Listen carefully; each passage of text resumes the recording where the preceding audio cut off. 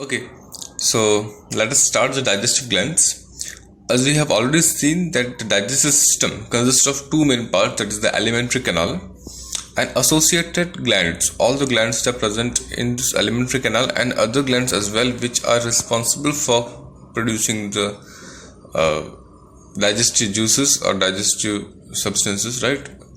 Or helping in the digestion are considered to be the digestive glands. Okay, let us start with the first gland, that is liver. So liver is the largest digestive gland. You may have to write it down. The liver is considered to be the largest digestive gland, and it's present. The position of liver is present in the upper right side of the abdominal cavity. It is present at the upper right side of the abdominal cavity and just below the diaphragm. So where it is present? It is present in the upper side of the abdominal cavity and at the right side and below this diaphragm. It is one of the largest digestive glands. The liver is divided into two different lobes. It's mainly divided into two different lobes, that is the right one and the left one. And both these lobes are basically connected with this falciform ligament. The ligament is a type of connective tissue present between them. So both these lobes will be connected with the help of falciform ligament. Okay. Now this right lobe will be further differentiated into two lobes. The right lobe will be further differentiated into three parts. That is the right lobe proper, quadrate lobe, and the caudate lobe. Okay, so the right lobe will further be divided into right lobe proper, quadrate, and this caudate lobe. Now this whole liver is basically surrounded by a Gilson's capsule. It's basically a type of covering on the liver. It is surrounded by the Gilson's capsule, which is basically dividing the livers into hexagonal lobules. Now these lobules will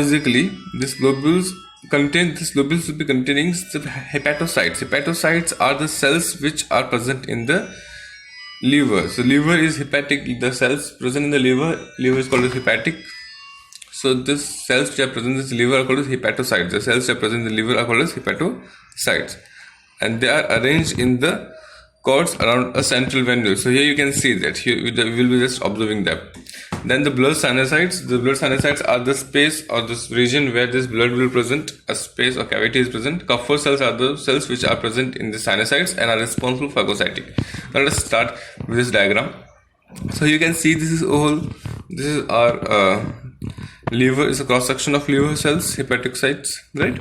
Now it is basically covered by a Gilson's capsule. It's covered by a Gilson's capsule.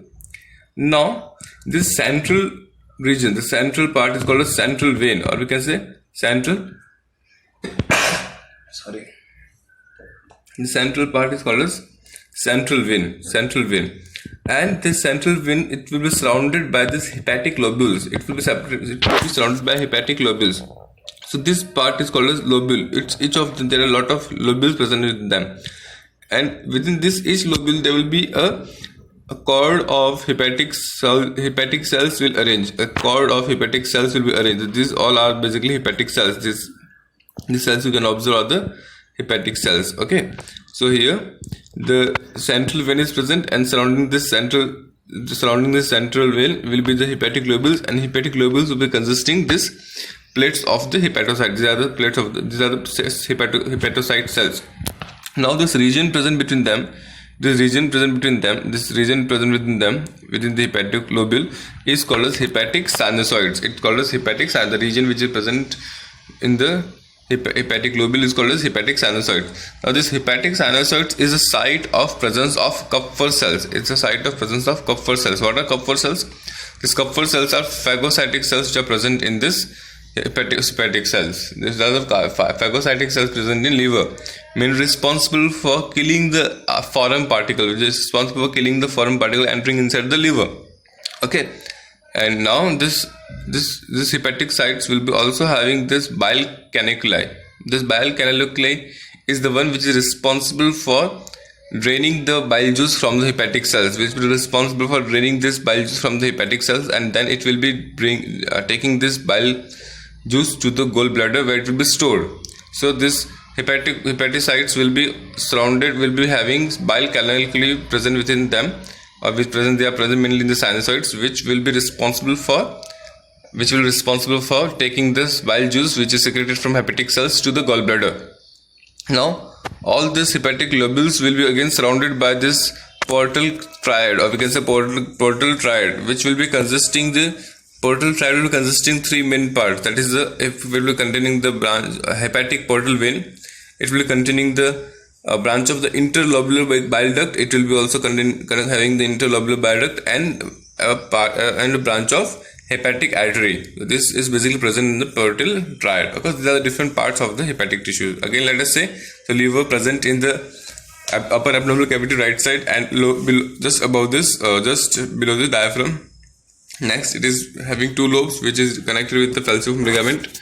Right lobe is further divided into three parts, and this is whole liver surrounded by the Gilson's capsule, which divides the liver into different lobes, hexagonal lobules. Okay. Now this lobules, the polyhedral hepatocytes, are arranged in the cords around the central venule. Having the central venule around which this different hepatocytes will be arranged, and this will be also having the portal triads, which are containing this hepatic artery, vein, and bile ductile. And this will be also having the sinusoids. Sinusoids are this cavity within which the Kupffer cells are present, which are surrounded by the hepatic cells. Okay. Kupffer cells are the cells which are present in sinusoids and responsible for phagocytic activity. Okay. Next is the gallbladder. So this is the gallbladder. You can see over here. Gallbladder is again a pouch-like structure. It's a pouch-like structure which will be around having capacity of around 30 to 50 ml of storing the gallbladder. It's mainly having the 30 to 50 ml capacity of storing the gallbladder, storing the bile juice. So we can see the gallbladder is a pouch-like structure having the size of around 80 centimeter long and 2 centimeter of width. So the gallbladder is basically it's a pouch-like structure having the 80 centimeter long. It is an 8 centimeter long and 2 centimeters sort of wideness. Okay. Now it is situated at the inferior surface of the right lobe. It is situated at the inferior surface of the right lobe of the liver. It is situated at the inferior surface of the right lobe of the liver. The bile which is secreted by hepatocytes into the bile canonically, as you have seen already that this will be secreted in the bile canonically, will be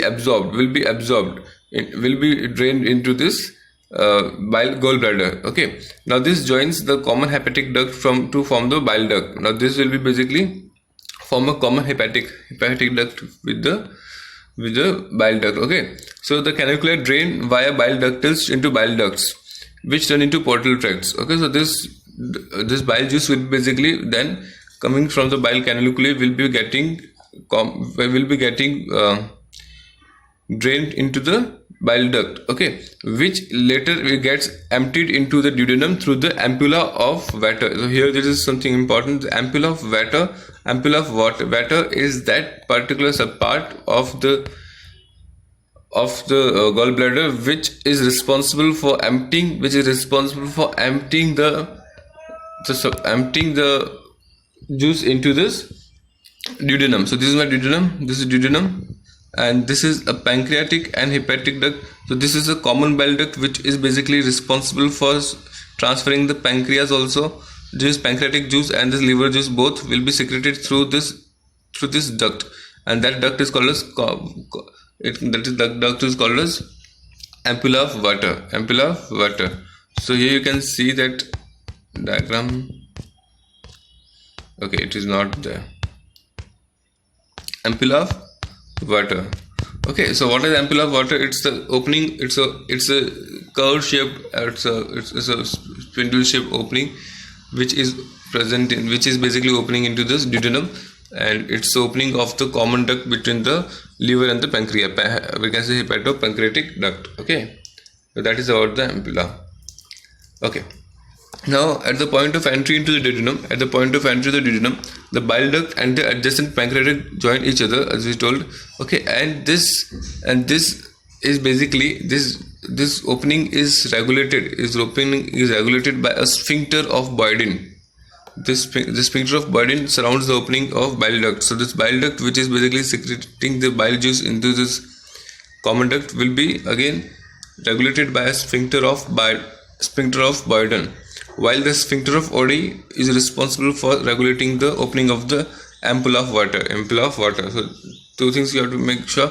First of all, gallbladder is small in size and it will be of 8 centimeter length and 2 centimeter of width, and this will be secreting this bile juice, which is secreted by the hepatocytes, get into this bile canalically and will be stored in this gallbladder, which will be having capacity of 30 to 50 ml, and then this will be taken into the hepatic duct. Okay, common hepatic duct to form the bile duct. Okay, now this all the canaliculi will be forming a bile duct. This bile duct will be getting will be fused with the pancreatic duct and form a common bile duct that is coming from the pancreatic, and bile duct forming a hepatopancreatic duct. Now this hepatopancreatic duct will be having an opening into the duodenum, which is called as ampulla of water. Now the bile duct is basically controlled by the sphincter of Boyden, while the opening of the ampulla of water is controlled by the sphincter of Oddi. Both are important. Okay, so that was about the liver. That was about the liver and the gallbladder. Now the second important, the liver is not falling into the alimentary canal. It is associated with this alimentary canal. Okay, so it will be secreting its juices. It will be secreting its secretion into this alimentary canal. Okay, next one is pancreas. So pancreas is also one of the most important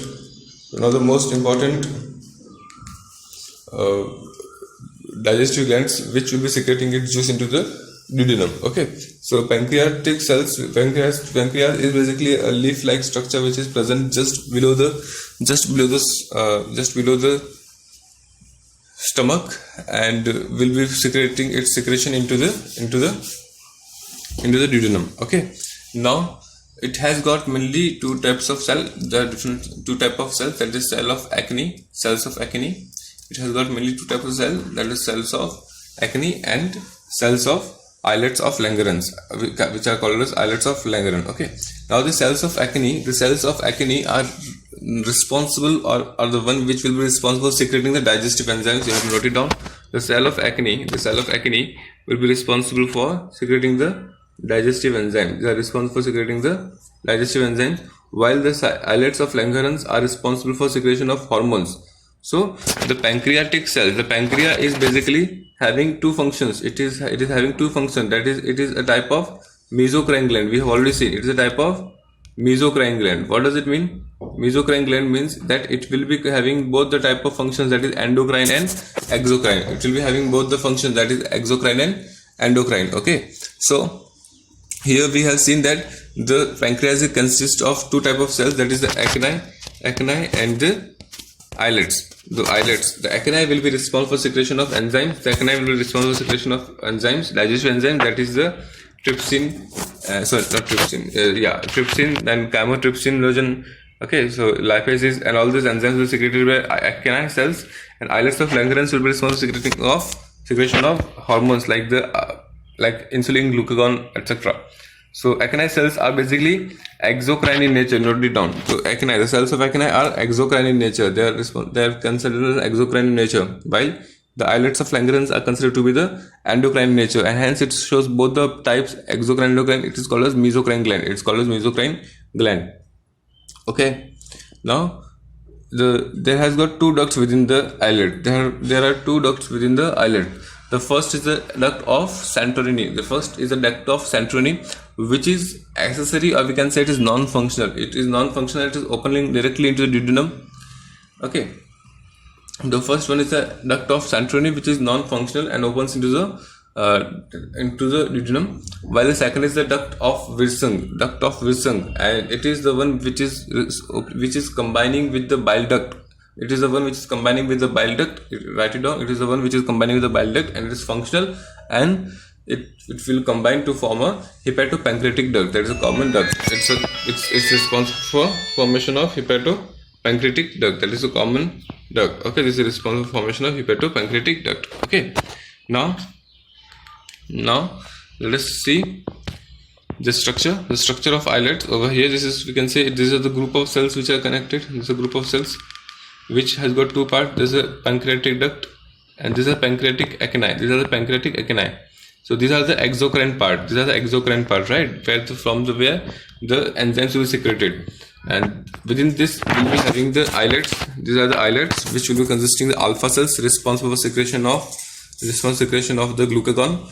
The glucagon is a hormone which is responsible for increasing the amount of glucose or the present in the blood.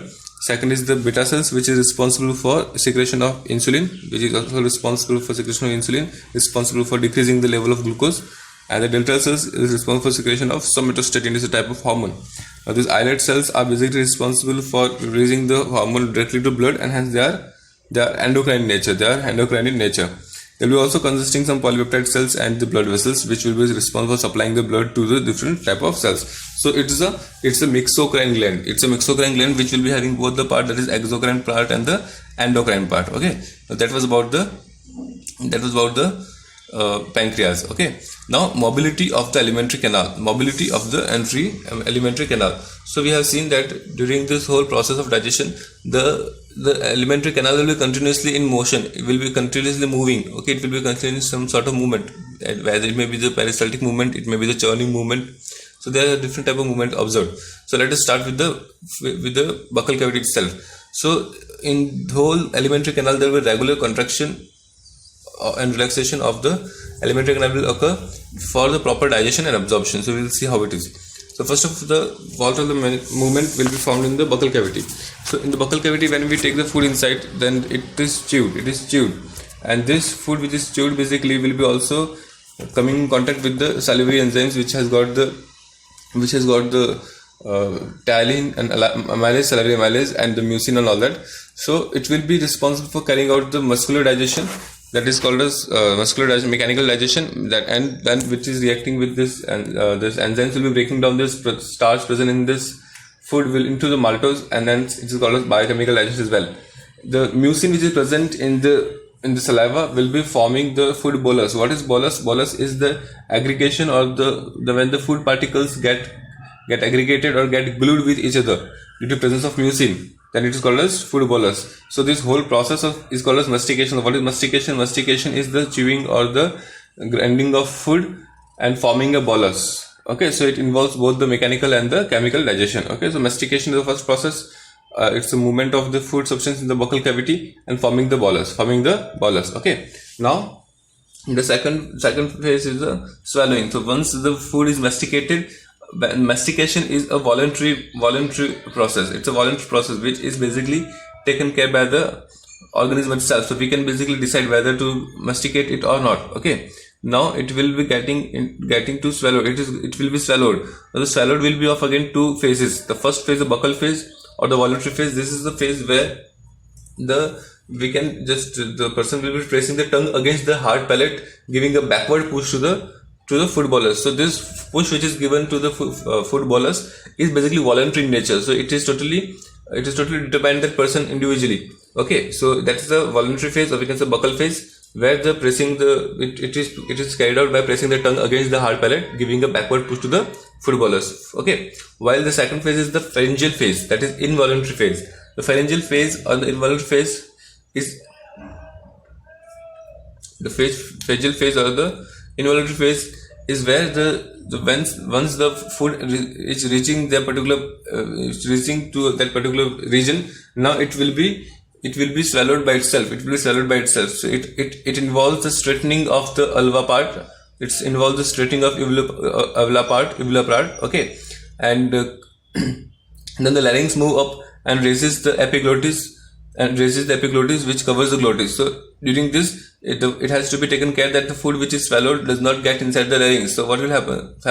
The larynx will get upper side and it will be covered with the epiglottis, and hence it will be covered, and the food will be moving towards the esophagus only and will not move into the larynx. Okay, this is something which has to be taken care of. Okay, now this was about the swallowing. It consisting of two phases, that voluntary phase, buccal phase, and the pharyngeal phase or the involuntary phase. Now this food which is basically present now it is present in the mouth was called as the bolus, and this will be entering into the esophagus. Okay, now this esophagus will be leading this esophagus will lead to the food to the stomach with the help of waves of contraction of peristaltic waves. We can say waves of contraction, or we can say peristaltic waves. Okay, it will push the food into the downward direction. Okay.